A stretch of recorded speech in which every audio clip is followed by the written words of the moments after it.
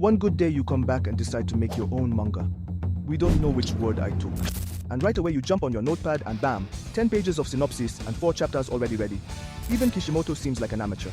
Then bam, you start designing your characters.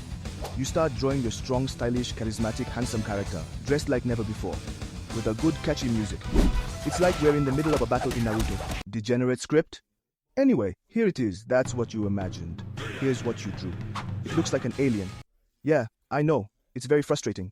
But sometimes the imagination doesn't often reflect reality. Hang in there, it'll be alright. Despite the disgust, you still take the time to do some research on YouTube. And then bam, you stumble upon this video, and you decide to click. And there's another bam.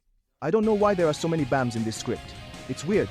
It's an introduction that's starting to look like a One Piece scenario. I even wonder why I keep recording the video. But you still stay, I thank you in advance, because at this point, you're the only one still watching the video. And yes, that's the sad truth. But your patience will pay off because in this video, you're going to learn how to draw a manga character in just 3 easy steps. Hi, it's Ken from Manga Tuto. I hope you enjoyed the intro. No. Go. First step. For the first step, you first need to know what your manga is about. I'm explaining. You need to know if your manga is a shonen, a seinen, a shoujo, or a hentai. What are you staring at me for? So, you want me to believe that you've never watched hentai, Chiki?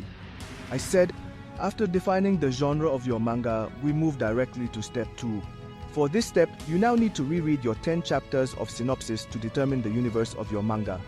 Wait, I got the wrong script. This one looks more like a script for Deadpool and Wolverine than a tutorial.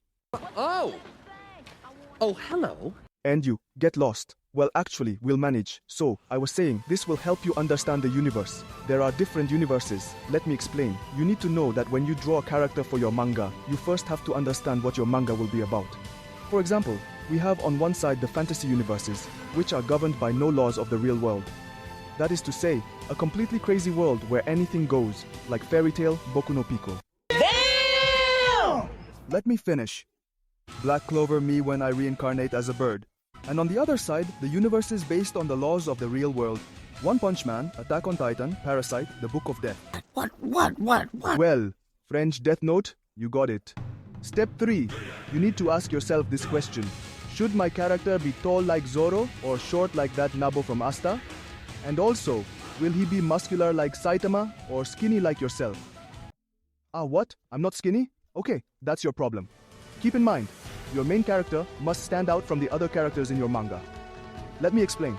The main character should be recognizable at first glance in your manga, either by the color of their hair, the shape, and also by the shape of their eyes. Here's a little quiz. Try to recognize the main characters among these 3 images and let me know in the comments. I'll check.